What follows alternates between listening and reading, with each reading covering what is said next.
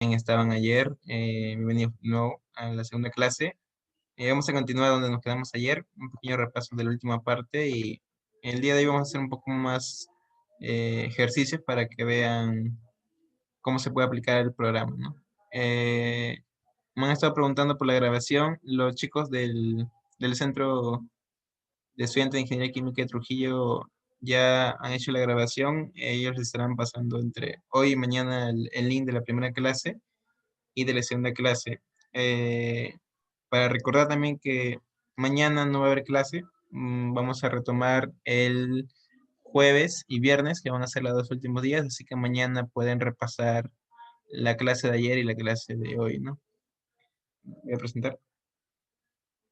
Chicos, ¿me pueden permitir compartir por favor, la pantalla?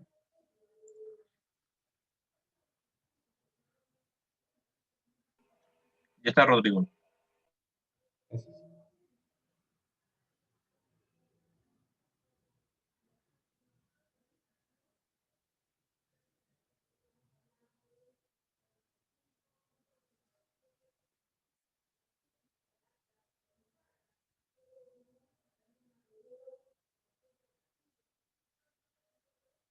Bien, ayer el último tema que habíamos visto era el tema de lo que son las ecuaciones lineales, ¿no? Habíamos visto lo que era un sistema de ecuaciones lineales y habíamos definido un ejemplito de matriz de ecuaciones constante, ¿no? Y bueno, la complementación de con Excel lo podemos ver en un ejercicio de repente más adelante. Eh, bueno, ya habíamos explicado cómo se resolvía un sistema de ecuaciones en ese tema de matriz. De repente algunos ya han averiguado o han estado experimentando este tipo de ecuación, que es la más fácil en realidad. Y bueno, puede resolver hasta 263 ecuaciones, ¿no? Habíamos definido lo que era la matriz de ecuaciones constante, en la cual hay ciertos casos en donde la matriz siempre va a ser la misma y los únicos casos que van a variar es el vector resultante. Les di un ejemplo acá, en donde esa es una matriz constante cuando siempre va a tener los mismos valores y lo único que iba a cambiar era el vector resultado, ¿no? En este caso el vector resultado es A, que dependía de ciertos parámetros, por ejemplo, la densidad, la viscosidad de la sustancia, ¿no? Un ángulo de inclinación, y eso iba a variar de acuerdo al problema que nos daban. Bueno, acá quería enseñarles, ¿no? Un ejemplo, creo que eso no vimos ayer, pero ese es un ejemplo, ¿no? En la cual eh, se puede representar un sistema de ecuaciones lineales. Es el mismo ejemplo de acá, son 10 ecuaciones representadas en forma matricial, donde sus coeficientes de las ecuaciones vendrían a ser los números azules, y eso está representado en la matriz, ¿no? Es una matriz de 10 por 10. Ahora el vector resultante vendría a ser el vector beta, donde era el cambio de variable que le habíamos puesto era A, ¿no? Entonces, nos daban estos datos, un ejemplo, ¿no? El ángulo beta es 80, la densidad es 800, la gravedad 9,81. Ese es un parámetro de distancia que es 0,05 y la viscosidad en kilogramos por metro por segundo es 4, ¿no? Entonces, haciendo la operación que viene a ser el A, eso lo podemos hacer en Excel y automáticamente nos sale un valor, ¿no? Que es 0,0085. Entonces, recordemos que en la matriz debe ir el valor de menos A. Lo que podemos hacer es multiplicarla por el menos y copiar ese valor acá, ¿no? Entonces, al momento de nosotros resolver ese sistema matricial, lo que vamos a obtener son las soluciones, ¿no? De cada variable. La variable que he ingresado de x1 hasta x10, por defecto siempre va a salir desde x1 hasta x10, y el valor que resulta de las ecuaciones lineales, ¿no? Y también adicionalmente me dice cuáles son las ecuaciones que he yo insertado, ¿no? De acuerdo a los coeficientes. Por ejemplo, menos uno y uno en x1 y x2 lo representan en las ecuaciones, ¿no? Y me dice todas las ecuaciones que ha calculado el programa. Bueno, ese es un breve repaso de lo que era ecuaciones lineales. Ahora vamos con el tema, eh, bueno, la última herramienta, que es una de las más extensas. En realidad tiene tres campos, que es ecuaciones, perdón, regresión lineal y polinomial, la regresión multipolinomial y la última que es la regresión no lineal, ¿no? El día de hoy solamente vamos a ver lo que es la regresión lineal y polinomial, y el jueves vamos a estar viendo lo que es la multipolinomial y la no lineal, en la cual la no lineal se usa a veces para modelar ciertas ecuaciones que tenemos y mediante un modelo determinado nosotros podemos hacer que de un cierto rango de datos se acomoden a nuestro modelo que tenemos, ¿no? Por ejemplo, x a la n por 2, un ejemplo, y tenemos un rango de datos, entonces esos datos se acomodan a nuestro modelo que tenemos. Bueno, en este módulo vamos a ver ciertas cositas, por ejemplo, cómo colocar un polinomio, los grados polinómicos que tenemos en lo que es la regresión. Adicionalmente, vamos a ver la integración y derivación de un polinomio que el mismo programa nos da. Y bueno, eso lo vamos a ver el día jueves, los 3 puntos después. Ahora, el primer tema es uno de los más sencilla y más conocida, que es la regresión lineal y polinomial, ¿no? Bueno, ese es un polinomio, ya conocemos normalmente los polinomios. Por ejemplo, este es un polinomio de grado n y una ecuación lineal o un polinomio de primer orden solamente está dado por el x a la 1, ¿no? Por ese primer orden. Ahora a este a sub 0, a sub 1, a sub 2 se le conoce como parámetros, ¿no? De regresión. Y bueno, los índices son el grado del polinomio que va a determinar. Por ejemplo, si yo tengo dos parámetros, el Polymath, si yo pongo como si fuera a sub 0 un parámetro, me dice que el grado del polinomio tiene que ser el número de parámetros menos 1. Como hay 2, mi polinomio va a ser de grado 2 menos 1 o 1, ¿no? Es lo que está diciendo en esta parte de aquí. Y bueno, acá hay un ejemplo que estaba en el manual del Polymath, en la cual me dan ciertos valores. Por ejemplo, acá vemos cómo tenemos datos de temperatura y datos del calor específico a presión constante, el CP, y sabemos que normalmente a veces el CP no da constante, pero en la realidad varía con recuerdo a la temperatura, ¿no? Y acá vemos ciertos datos, ¿no? De temperatura y cómo va variando el CP. Entonces, lo que puede hacer el programa es encontrar un polinomio en la cual, de acuerdo a los valores que tenemos, pueda estimar para los valores que se encuentren dentro de este rango, ¿no? Un ejemplo, si quiero encontrar el valor de 119, eh, puedo obtener mi polinomio y luego puedo reemplazar el 119 para que obtener el CP, ¿no? En función de la temperatura. Ese es más que todo el primer tema de acá, ¿no? Y el grado de polinomio es de acuerdo al que yo quiera escoger.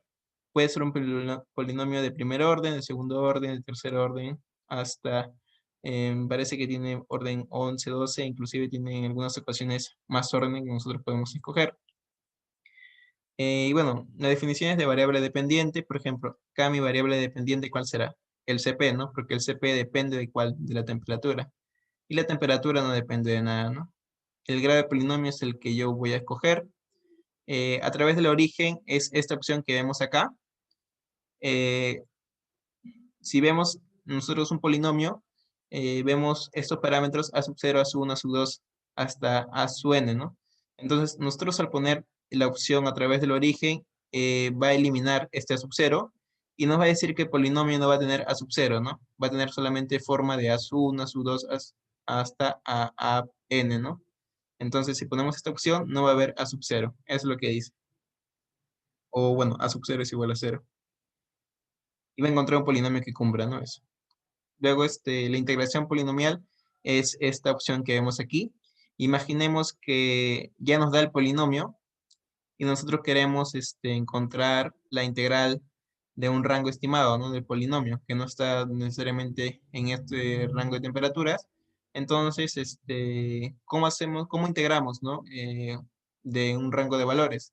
Lo que hace el programa primero es obtener el polinomio de acuerdo al orden que yo le dé, al grado. Y una vez yo ya he obtenido mi polinomio, lo va a integrar. Para eso me va a pedir 2 puntos en la cual va a integrar, ¿no? Los límites de la integral. Y bueno, acá debe ser derivada polinomial, ¿no? Lo mismo, ¿no? Va a calcular la derivada del polinomio, pero esta vez va a calcular la derivada en un punto, ¿no? Eso vamos a verlo en un ratito. Por ejemplo, este es el ejemplo de un polinomio lineal, ¿no? Si le ponemos de grado 1, o sea, lineal, solamente va a tener el modelo de a sub 0 más a sub 1 por t.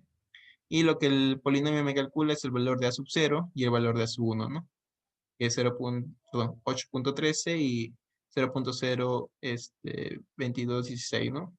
Y adicionalmente, bueno, los que están familiarizados con algunas gráficas, sabemos que este r cuadrado y la varianza nos va a indicar qué tan adecuado es nuestro modelo, ¿no? Si el r cuadrado se acerca más a 1, nuestro polinomio se podría decir que tiene mayor probabilidad en la cual nosotros evaluemos los datos y nos asemeja al valor experimental.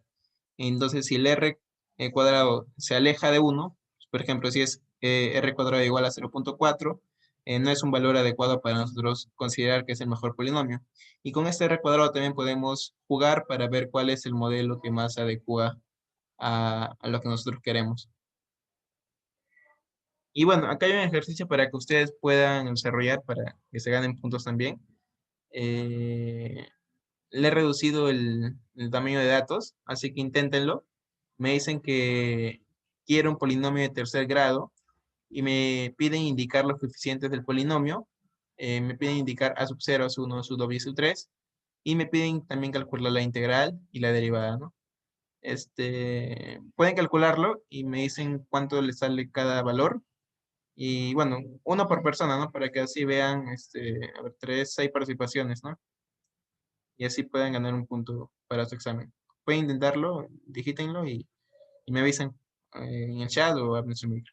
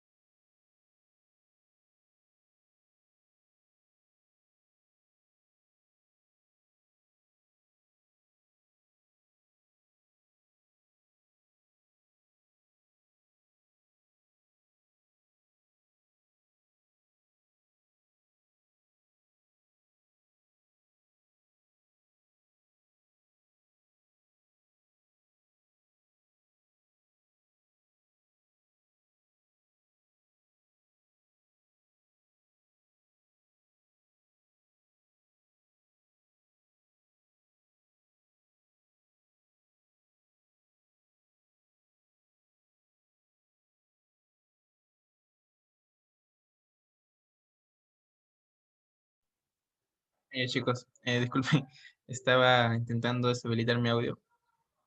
Recién se ha podido. Ya, sí, he visto que varios chicos han participado. Los 10 primeros vamos a considerar. Ya el chat se está guardando, así que al final vamos a ver, ¿no? Quiénes son los que acertaron. Así que normal pueden escribirlo porque después se va a cotejar con las respuestas, ¿no? Bueno, es el ejemplo que, bueno, es un poco diferente. Igual le voy a enseñar los dos. Esto primero para explicar cómo funciona más que nada el tema de regresión, que es la última casilla, ¿no? Regresión y análisis de data. Entonces, por defecto, las celdas tienen estos nombres de aquí que ven. eh, C sub 3, C sub 4, C sub 5. Entonces, para cambiar nosotros tenemos que hacer clic acá y donde dice R001, C001, bueno, es row y column, fila y columna. Entonces, acá va a haber un espacio en el cual ustedes van a poder cambiar el nombre, ¿no? Yo le he puesto T y acá le he puesto CP. Es lo primero, ¿no? Luego, acá son los grados polinómicos que ustedes pueden poner. Eh, También pueden insertar las variables dependientes e independientes. En este caso, como les comenté, la temperatura era independiente y el CP dependiente. Throw en el origen es en caso no queramos el valor de A sub 0, ¿no? Pero como si queremos, eso no lo vamos a seleccionar. Y bueno, el polinomio integration es para integrar desde ciertos puntos y la derivada también para integrar desde ciertos puntos. Ahora, los datos que me daba eran desde t igual a 132 hasta 162. Entonces vamos a ver 132, que sería esto de aquí, hasta 162.72. Lo copiamos, borramos todo esto y pegamos los valores. Y vendrían a ser eso, entonces, ya. Luego, bueno, seleccionamos el grado de polinomio, ¿no? Verificamos que esté bien. La variable dependiente es el CP y la independiente es la temperatura. El grado polinómico es 3. La integración desde dónde va a ir. Desde T1 igual a cuánto. 120 hasta T2 igual a 200. Y también vamos a poner lo que es la derivada, ¿no? En el punto este, 160. Entonces, vamos a dar a calcular. Y vemos, ¿no? El valor, el modelo, como seleccionamos un modelo cúbico, es este de aquí. Nos dan los valores, nos dan el R cuadrado del modelo, que es 0.99, ¿no? Y le dije que mientras más cercano a 1 es más correcto. Entonces, es un modelo bueno, se podría decir, que va a cumplir cuando yo reemplace un cierto valor. Ahora, con respecto a la integración, aparece acá la integración analítica del polinomio. Me dice el polinomio cuál es, a sub 0, pero a sub 0 es menos 116, y lo demás, ¿no? A sub 1 es 2.64, a sub 2 es este valor y a sub 3 es ese valor. Lo que hace es integrar desde los valores que dimos, ¿no? T1 hasta T sub 2. Y lo evalúa estos valores y me sale la integral en 1005, ¿no? También puede calcular la derivada, t igual a 160, y la derivada en el punto t igual a 160. Recordemos que lo primero que hace es derivar, me sale la derivada, pero si nosotros queremos reemplazar la derivada en un punto, en este caso t igual a 160, me sale la derivada 0.04287, ¿no? Y bueno, eso con respecto a lo que es la derivada, ¿no? Ahora, acá tenemos también unos datos muy curiosos, que es su course data points. Esto vendría a ser lo que es bueno, el CP calculado, y vendría a ser, bueno, ¿alguien sabe qué es el CP calculado? ¿Alguna idea? ¿Ven por puntos? De repente alguien quiera comentar, ¿no? De qué es el CP calculado. Eh, Quizás es el Es, CP reemplazado con la ecuación hallada y con la ¿Quién temperatura. dijo?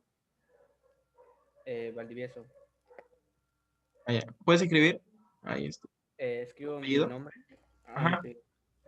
Ya, y el delta CP vendría a ser lo mismo, ¿no? No, perdón. ¿Y el delta CP qué vendría a ser? ¿Alguien quiere decir qué es el La delta CP? diferencia. Claro, también escribes tu apellido, ¿no? La Claro. diferencia entre el CP calculado y el CP normal, ¿no? Entonces, estos son los valores, ¿ya? Eh, bueno, ese es con respecto al ejercicio, pero hay algunas cositas adicionales, ¿no? Por ejemplo, si nosotros ponemos la gráfica, ¿qué es lo que graficará? Los dos chicos primero ponen su apellido, ahí, Yemina, y el otro chico era el viejo, creo, ¿no? Bueno, ahora otra consulta. Si yo pongo la gráfica, ¿qué es lo que me va a graficar? ¿La temperatura o el CP? El CP. Sí, el CP. Bueno, los dos han dicho, así que está bien. El CP, ¿por qué el CP? Porque el CP vendría a ser la función, ¿no? La función que depende de la temperatura. Entonces, esta vendría a ser mi función y vendría a ser la gráfica, ¿no? Donde estos circulitos vendrían a ser los valores de la temperatura. Y por qué algunos están afuera, por qué algunos están adentro, porque son los valores en la cual los valores se podría decir que nos da el problema y la curva vendría a ser esta de aquí. Entonces, estos circulitos representan cuánto se acercan al polinomio, ¿no? Es una representación gráfica interesante. Ahora, la gráfica de residuales también es una gráfica interesante. Y bueno, acá podemos ver el CP experimental. Esto, por ejemplo, es esta línea de acá, vendría a ser lo que es la función cero. Esta línea que vemos ahí, el cero. Y el residual vendría a ser el CP experimental, o sea, el que tenemos de datos, menos el que está calculado, ¿no? Entonces, si esa diferencia se acerca más a cero, sí quería decir que el modelo es mucho mejor, ¿no? ¿Por qué? Porque está cumpliendo con lo que dice la parte teórica, se podría decir, ¿no? O los datos experimentales. Entonces, en esta gráfica lo que vamos a notar es que mientras los datos más se acercan a esta línea constante, eh, se podría decir que va a ser un modelo mejor representado, ¿no? ¿Por qué? Porque los datos no van a tener mucha diferencia, pero si se aleja de esta gráfica, se podría decir que va a haber bastante dispersión y puede haber error. En este caso está bien el modelo porque recordemos que estos son datos de cero, lo podemos cambiar porque de repente es un poquito difícil verlo así. Y el y también vamos a ponerle en esta escala. Entonces vemos que está en el rango de cero. Entonces, si como se acerca a cero, la diferencia sí que se podría asumir que están valores correctos. Sin embargo, en una escala zooms de ese tamaño se podría decir que se ve un poco disperso, ¿no? Pero para que no se vea tan disperso, nosotros podemos cambiar un poquito el zoom. Ah, de repente podemos poner el máximo y 1 y el otro de -1. A ver qué pasa. Y vemos cómo se reduce el tamaño del zoom. La escala igual a 1, la escala igual a -1. Y como es un tamaño más chiquito, se logra apreciar un poco más cerca a los circulitos, ¿no? Ese es el respecto a la dispersión de datos, ¿no? También es una opción interesante respecto a lo que es la regresión, ¿no? Bueno, otras herramientas que vamos a verlo después, también en la parte de múltiple lineal y no lineal. Esa es la parte que les decía que nosotros podemos insertar un modelo con unos determinados datos y lo que hace el Polymath es los datos maya los parámetros del modelo que yo inserto, ¿no? Puedo poner, por ejemplo, 2 por X por A más B, ¿no? Es el modelo que me da. Y con estos datos me halla el parámetro A y el parámetro B que cumpla con este modelo. Eso lo vamos a ver la próxima clase, porque el día de hoy vamos a ver más ejercicios, más que todo. Y bueno, eso sería todo con respecto al tema de regresión polinomial y lineal. Ahora vamos a ver algunos ejercicios respecto a temas aplicados en ingeniería química. Eh, en realidad, todos los ejercicios que vamos a ver va a ser a lo largo de las dos últimas clases, pero van a ser un poco salteados los temas. De repente podemos empezar con transferencia de calor, transferencia de masa o balance de cantidad de movimiento y modelos de fluidos no newtonianos, ¿no? Y para la otra clase, métodos numéricos de ecuaciones de gases reales, que es un poco más sencillo, ¿no? Así que vamos a ver un caso, un ejemplo cero. Ya. En este caso, los ejercicios que nosotros vamos a hacer van a ser temas aplicados a la ingeniería química, pero van a ser temas que nosotros hacemos y dentro de esos temas, en qué momento podemos aplicar lo que es el Polymath, ¿no? Más que todo a eso vamos a ir enfocados. Un ejemplo, ¿no? Utilice un método numérico para hallar el perfil de velocidad y esfuerzo de un fluido newtoniano que se desplaza por un plano inclinado, ¿no? Balance y cantidad de movimiento. En este caso, para los que no sepan el tema de balance y cantidad de movimiento, ya les he traído la ecuación diferencial eh, y las condiciones de fronteras, ¿no?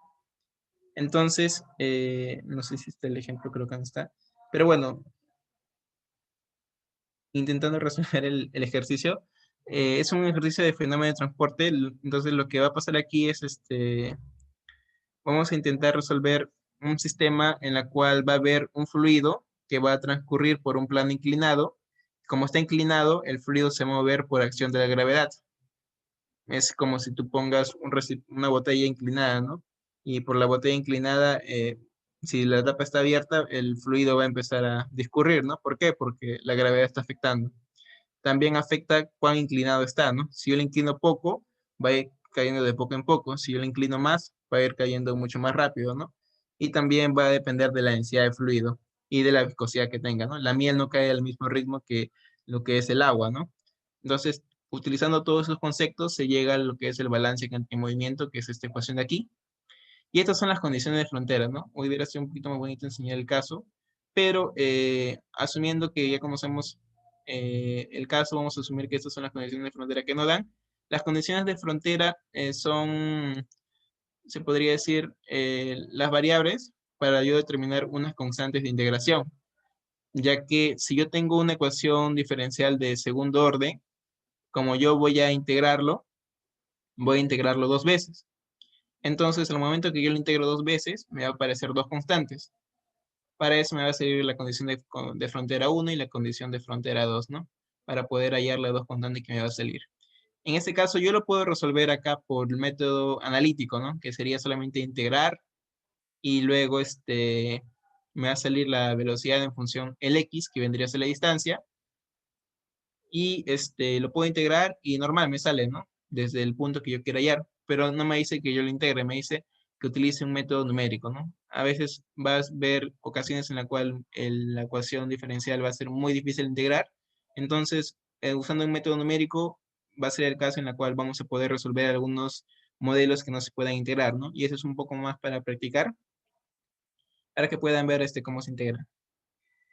Y bueno, un método de integración, o bueno, un método numérico, perdón, para resolver una ecuación diferencial es el método de discretización, ¿no? Acá está el concepto de discretización. Cuando tenemos una ecuación diferencial de segundo orden, lo que se hace es discretizar, es decir, se lleva a esta forma.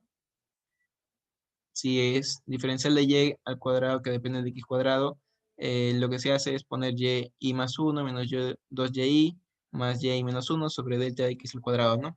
Entonces, eso es lo que he hecho primeramente acá. Y también vamos a tener que utilizar el concepto de discretización para ecuación diferencial de primer orden, que lo vamos a ver después. Entonces, solamente he discretizado esta parte de aquí, lo he reemplazado en la fórmula de acá, y la parte que dice delta de x cuadrado, le he multiplicado a ambos lados, 0 por delta de x es 0, y esta parte por delta de x vendría a ser coseno de beta por delta de x cuadrado, ¿no?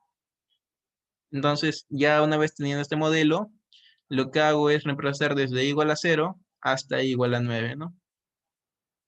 Yo puedo reemplazar desde igual a 0 hasta igual a 9, o inclusive hasta igual a 20, pero desde igual a 0 hasta igual a 9 ya son 10 puntos, así que se considera válido, ¿no? Si ustedes quieren más puntos, pueden reemplazarlo hasta igual a 20. De la cual, si yo reemplazo i igual a 0, b1 más 0 vendría a ser 0 más 1, 1, menos 2b sub 0, menos b y menos 1, que sería 0 menos 1, 0, perdón, 0 menos 1, menos 1. Y lo mismo queda ahí. luego con 1, con 2 y con 9, ¿no? Si vale 1, entonces 1 más 1 es 2, si vale 2, 2 más 1 es 3, y así, ¿no? Si vale 9, 9 más 1 es 10. Lo mismo reemplazo el i acá y el i menos 1 también lo reemplazo y me va a quedar así. Entonces, vamos a tener las condiciones de frontera. Recordemos que si acá tenemos 10 ecuaciones, desde 0 hasta 9, ¿cuántas ecuaciones hay? 0, 1, 2, 3, 4, 5 hasta 9 son 10 ecuaciones. Entonces, para yo resolver un sistema de 10 ecuaciones, yo necesito solamente 10 variables, ¿no? Ni más ni menos, porque puede ser o redundante o puede que falten datos, ¿no? Y bueno, ¿cuántas variables en total tengo? ¿Alguien sabe? ¿O alguien me puede decir cuántas variables tengo?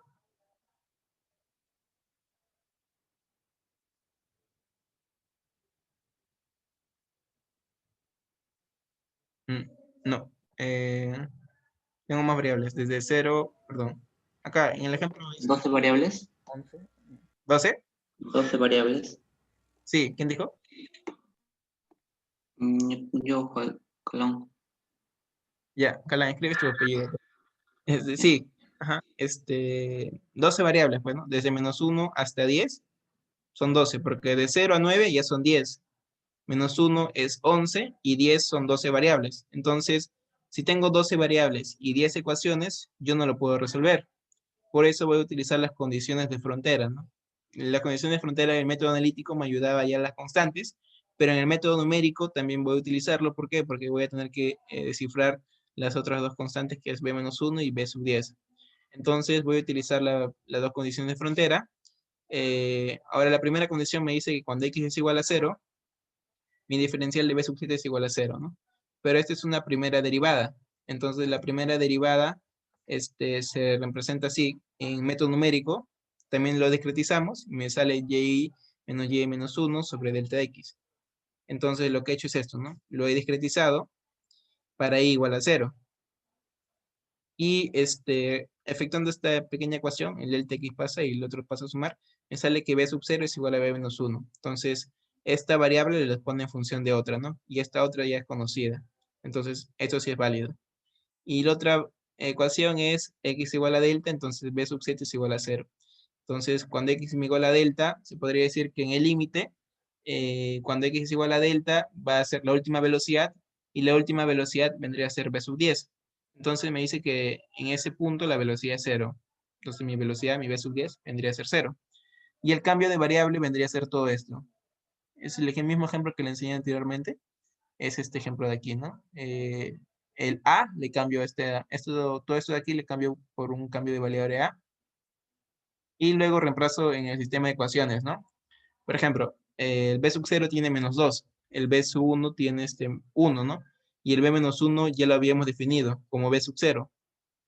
Entonces, b sub 0, que es b-1, sería b sub 0 menos 2 b sub 0, menos 2 más 1 sería -1 b sub 0. Acá está, -1 b sub 0, y el otro vendría a ser un b sub 1, un b sub 1. El otro que vendría a ser -2 b sub 1, menos 2 b sub 1, b sub 0 que tiene 1 y b sub 2 también tiene 1. b sub 0 tiene 1 y b sub 2 tiene 1. Y así sucesivamente. Y el A queda así, ¿no? El A lo paso al otro lado, esto lo cambio por A, y lo paso al otro lado como -A, así que queda así. Y si se dan cuenta, este caso siempre va a ser el mismo. En lo que es plano inclinado por el método numérico, siempre va a ser el mismo. Lo que va a cambiar son las condiciones de la sustancia que nos vean, ¿no? ¿Por qué? Porque cambia la densidad, cambia la gravedad y cambia la viscosidad. Entonces ahí vemos que el vector resultante va a cambiar. Y bueno, esto lo inserté en el Polymath, eso ya les enseñé, y son los valores que me dan, ¿no? De x1 hasta x10. Y bueno, serían los ejercicios. No sé si lo tengo acá.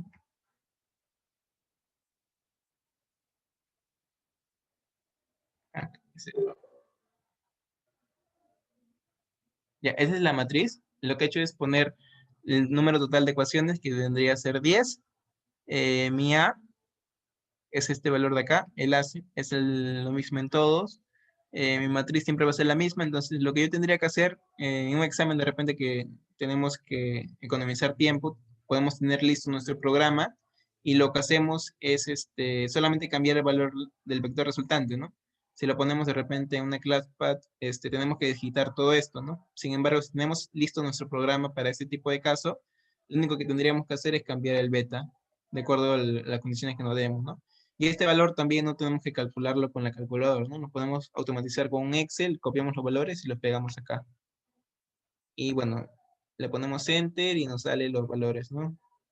Me sale el número de ecuaciones 10, la matriz, las ecuaciones y los valores, ¿no? De X1 hasta X10. Bueno, es el primer ejemplo. Vamos a ver un segundo ejemplo asociado al tema de generación de calor. Ya, dice, obtenga un método numérico para hallar el perfil de temperatura y el flujo de calor en un conductor eléctrico, considerando que la interfase se produce transferencia de calor por convección. Considera la tasa de generación de calor G constante y la conductividad calorífica K variable con la temperatura, ¿no? Y nos dan la forma de la conductividad.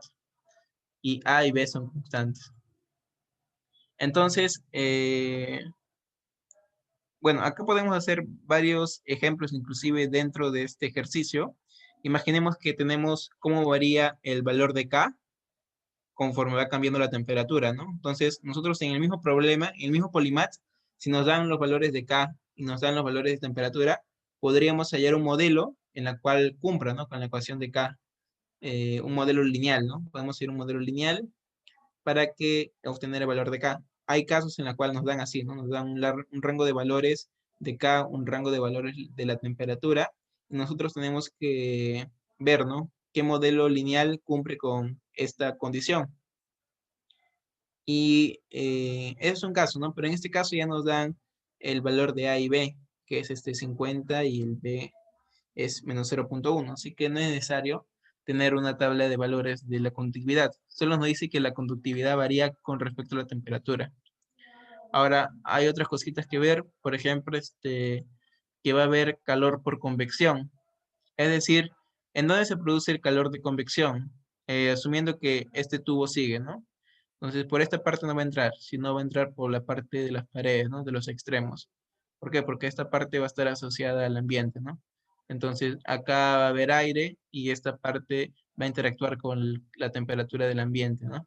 Acá nos dice que la temperatura infinita o la temperatura del ambiente es 20 centígrados. Entonces, de cierta forma va a afectar al calor que está generando este conductor, ¿no? Y es un conductor eléctrico. ¿Ya? Genera calor, el calor también es constante, es un calor G, y ese calor G vale 1.000.000, creo, ¿no? 1.000.000 watts por metro cúbico. Nos dan el radio del conductor, nos dice que tenemos que obtener un método numérico, y cuando dan este símbolo, vendría a representar que va a ser en 10 puntos, ¿no? O sea, vamos a repartir el radio entre 10 para tener 10 puntos y en esos 10 puntos analizar. Y pues vamos a resolver. Ya, vamos a hacer primero un balance de energía, en la cual va a haber un balance de energía por conducción dentro del conductor, ¿no? El conductor va a ser, si lo vemos en forma axial, tenemos la vista del centro, entonces, ¿cómo va a ir aumentando el calor, ¿no? El calor se genera desde el centro hacia las paredes, hacia afuera, ¿no? Entonces, el calor vendría a ser en esta parte, ¿no? Desde el centro hacia las paredes. Y yo puedo tomar en ese rango un delta de R, ¿no? Un delta de R chiquito. Dentro de los 10 puntos yo puedo tomar un delta de R chiquito para hacer mi balance de energía en esta forma de aquí, ¿no? Tomando en cuenta lo que es la generación. Entonces, mi balance de energía va a ser lo que entra por conducción menos lo que sale por conducción en mi delta de R. Este es mi delta de R, entonces va a haber esta parte de aquí vendría a ser mi delta de R, esta parte blanquita que está entre las dos circunferencias. Entonces, en este delta de R va a entrar cierta energía a un radio determinado y va a salir cierta energía a un otro radio determinado, ¿no? Este R vendría a ser R minúscula más delta de R. Entonces, la entrada de energía por conducción vendría a ser Q dr evaluada en R por 2pi RL, ¿no? Para lo que ya han llevado transferencia de calor, saben que este QDR significa lo que es la densidad de flujo de calor. Como es densidad de calor, sus unidades son en joules por metro, ¿no? Cuadrado. Es área, ¿no? Joules sobre área. Por eso se multiplica por el área en la cual se está pasando, ¿no? Y como en este extremo es el radio R, el radio de circunferencia, entonces va a ser 2pi por R por L, ¿no? Es el área de, ¿cómo se llama? De un cilindro, el área lateral. Menos lo que sale por conducción en este extremo, que vendría a ser R mayúscula, pero R mayúscula que vendría a ser R minúscula más delta de R, ¿no? Por el L, que vendría a ser la longitud de la circunferencia, pero en este caso la densidad de calor también va a cambiar. ¿Por qué? Porque la densidad de calor en este punto no va a ser la misma que en este punto, ¿no? ¿Por qué? Porque el área se está agrandando. Por lo mismo que se está agrandando, la densidad de calor se va a distribuir y va a cambiar. Y eso va a ser multiplicado por el área que se está cambiando y se va a aumentar lo que es la generación de energía eléctrica, ¿no? La generación de energía eléctrica lo vamos a representar por G, que tiene unidades de watts por metro cúbico, entonces por eso se está multiplicando por el volumen de este cilindro, se podría decir, ¿no? Ahora lo que se hace es tomar límite para poder obtener mi ecuación diferencial o mi balance de cantidad de transferencia de energía, haciendo un delta de R bien chiquito, ¿no? O sea, que esta diferencia sea casi nula, o sea, que tienda a cero, y haciendo ese artificio de ahí, lo que se hace es llegar a esta ecuación diferencial, ¿no? Bueno, lo que no han llevado todavía, no se asusten, pero lo que ya han llevado, ya conocerán esta ecuación, ¿no? Esta ecuación diferencial, un tipo coordenadas cilíndricas, cuando es generación de energía, se llega a esta forma, ¿no? Normalmente siempre es así, cuando se llega en coordenadas cilíndricas, tiene esta forma. Lo único que cambia es el tipo de generación, dependiendo qué tipo de generación es. En este caso es eléctrica, por eso se pone así. Es en un cilindro, así que se llega a esta forma de aquí. Si fuera energía nuclear, normalmente se trabaja con esferas, así que esto cambia un poco, pero en cilíndricas la generación siempre se llega ahí, así, ¿no? Si no hubiera generación en coordenadas cilíndricas, esto vendría a ser igual a cero, ¿no?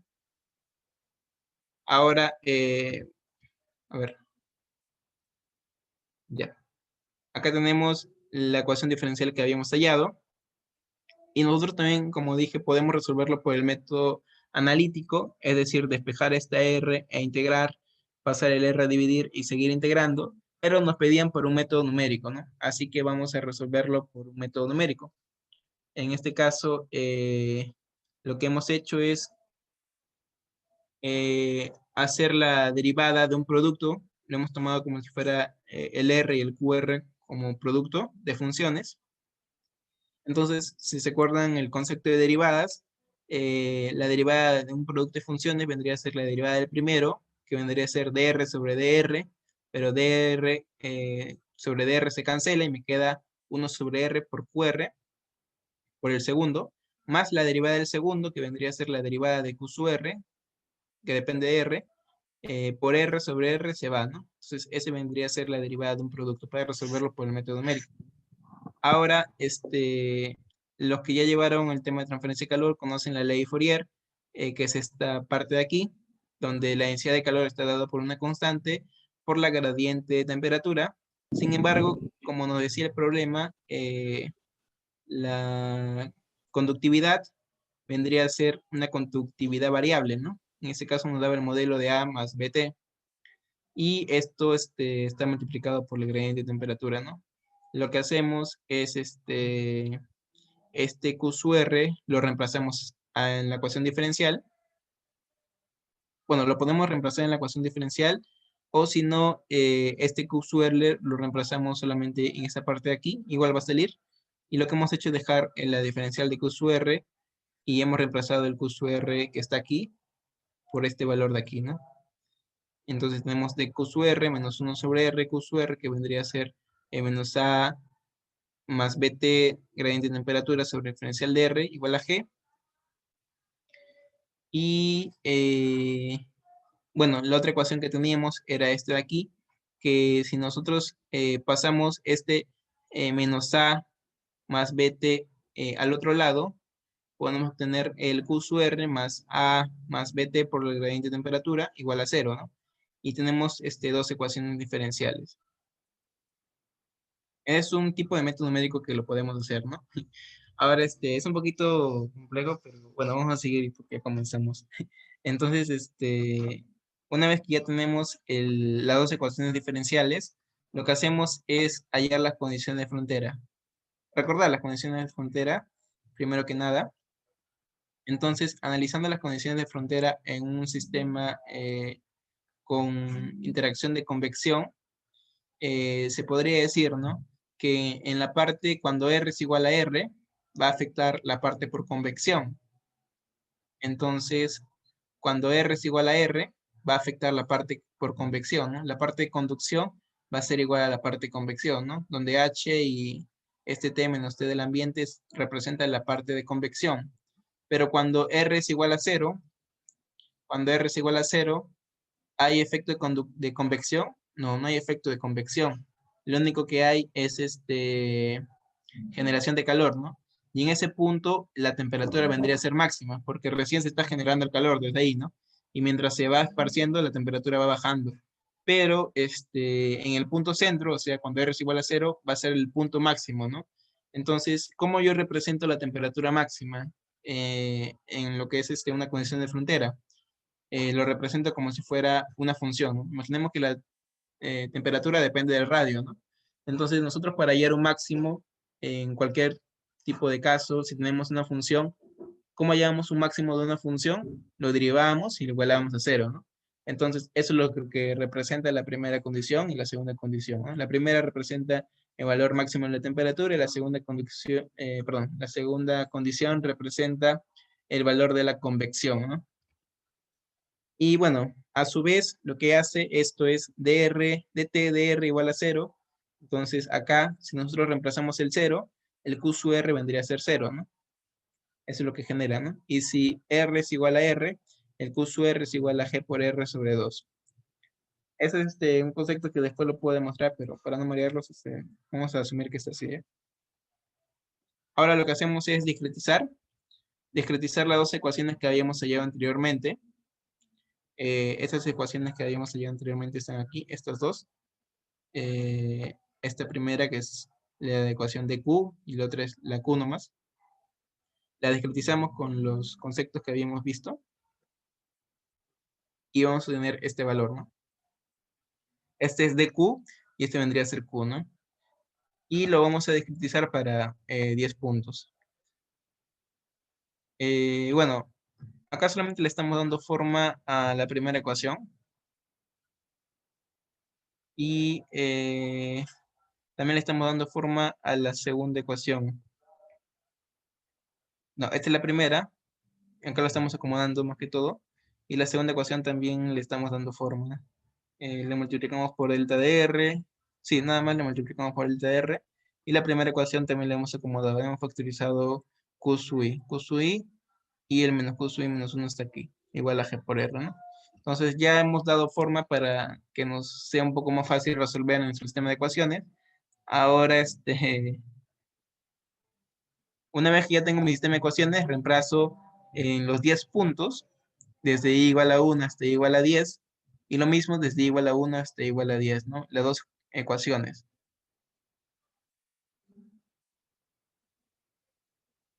Ya. Y bueno, una vez terminado esto, o sea, una vez ya he reemplazado mis puntos, lo he puesto en lo que es el tema de ecuaciones no lineales. Eh, He puesto las 10 ecuaciones de Q y las 10 ecuaciones de la temperatura, pero eso mejor lo vemos en el mismo programa. Bueno, si se dan cuenta, el tema solamente es transferencia de calor y en esta parte, que es un poco más compleja de reemplazar, eso lo he llevado en el Polymath, ¿no? Ah, eso es generación eléctrica. Es para que vean el potencial que se puede hacer con el Polymath, ¿no? Ya, acá está. Entonces ya tengo mis ecuaciones. En este caso, mi primera ecuación no lineal es FQ1, que es esta ecuación primera que tenemos aquí. Y lo interesante aquí es que podemos relacionar variables, ¿no? Por ejemplo, tenemos FQ1, que es 1 más 1 sobre 1 Q1. FQ sub 2, que vendría a ser 1 más 1 medio Q sub 2 menos Q sub 1. Pero Q sub 1, ¿de dónde lo va a hallar? Primero va a resolver la primera ecuación y una vez obtenido el primer valor de Q sub 1, lo va a reemplazar en la segunda ecuación. Y así, ¿no? Q sub 3 va a depender del Q sub 2, Q sub 4, así hasta Q sub 10. Y lo mismo con la otra ecuación de la temperatura que teníamos, ¿no? La otra ecuación era delta DR, que es esta aquí, delta DR por Q sub 1, más A por BT, así sucesivamente. Y acá tenemos mi T sub 10, que vendría a ser mi condición de frontera, mis parámetros A y B, mi H, que es mi constante de convección, y bueno, los demás parámetros, Q sub 0 igual a 0, delta RG, y mis valores iniciales, ya que si no tengo valores iniciales, el programa no lo va a poder resolver. Entonces, una vez ya tengo todas las condiciones que me pide el programa, lo puedo resolver. Y bueno, lo resuelvo al instante, ¿no? Me da el valor de Q sub 1 hasta Q sub 9 y me da el valor de T sub 0 hasta C sub 9, ¿no? Los valores de la temperatura. Y bueno, también podemos obtener, bueno, no, acá no se puede obtener gráfica, pero lo que podemos entender de ese problema es que, miren, mientras va eh, cambiando la temperatura va disminuyendo. ¿Por qué? Porque la condición de frontera habíamos puesto así, ¿no? Que en mi T sub 0, cuando R igual a 0, la temperatura era máxima. Entonces, esa vendría a ser la temperatura máxima y mientras va aumentando el radio, la temperatura va a ir disminuyendo, ¿no? Así sucesivamente hasta llegar a un T sub 9. Y bueno, más que todo era ese tema, el tema de la generación de calor era un poquito complejo, pero para que vean, ¿no? Lo que se puede hacer con el programa.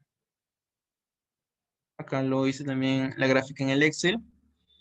Y bueno, un ejemplo más sencillo para ya terminar, hasta las 9, es este de aquí, ¿no?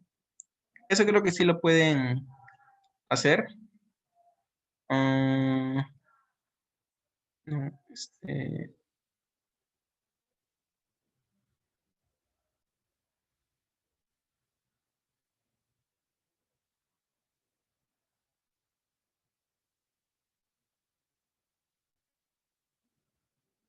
ya, encuéntreme bueno, es un ejemplo de transferencia de masa, me dice el perfil de concentración en interior un catalizador monolítico de longitud igual a 1 centímetro y concentración en la superficie 0,2 mol por litro, y dan estos datos, y no dicen el factor de efectividad. Acá no vamos a calcular todavía el factor de efectividad. Lo que vamos a hacer es hallar un polinomio de tercer grado y vamos a calcular la integral desde 0 hasta 0,01. Eso es lo que necesitamos primero para calcular el factor de efectividad. Así que el último ejercicio que para que ustedes hagan, para que puedan ganar su puntaje, es hacer un polinomio de tercer grado con estos órdenes, con estos datos, perdón, y una vez se tiene el polinomio de tercer orden con estos datos, calcular la integral desde 0 hasta 0,01, ¿no? Que vendría a ser el valor de z. Calculen eso, avisen cuánto es la integral para dar su puntaje.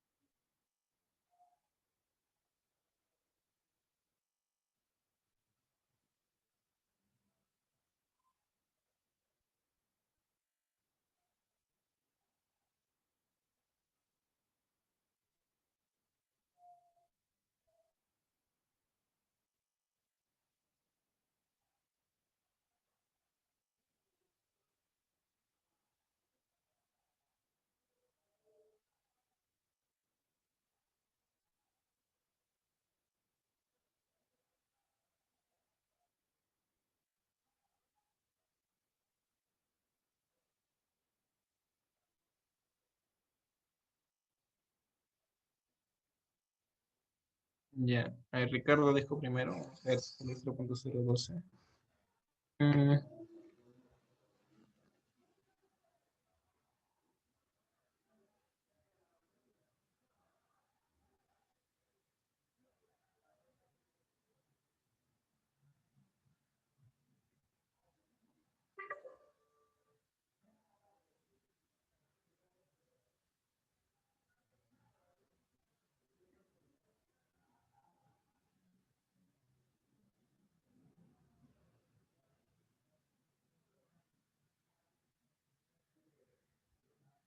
no, ese no lo tengo, pero vamos a hacerlo.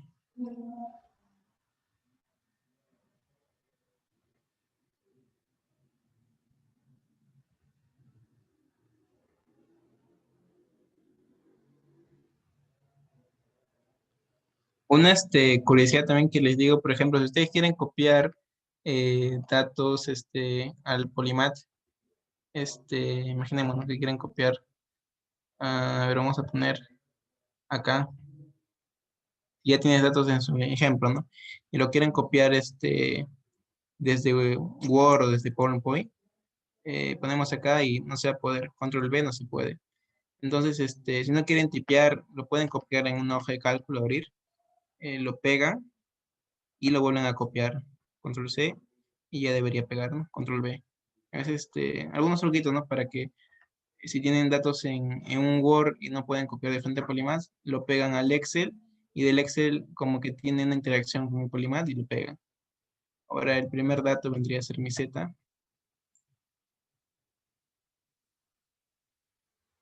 Mi segundo dato era mi CA, ¿no? Presentación de- pedía integrar desde 0 hasta 0.01 un polinomio de tercer grado, ¿no? Mi variable dependiente es CA, mi variable dependiente es el C, entonces vamos a ver, la integral sigue 0.001239. Creo que Ricardo lo dijo.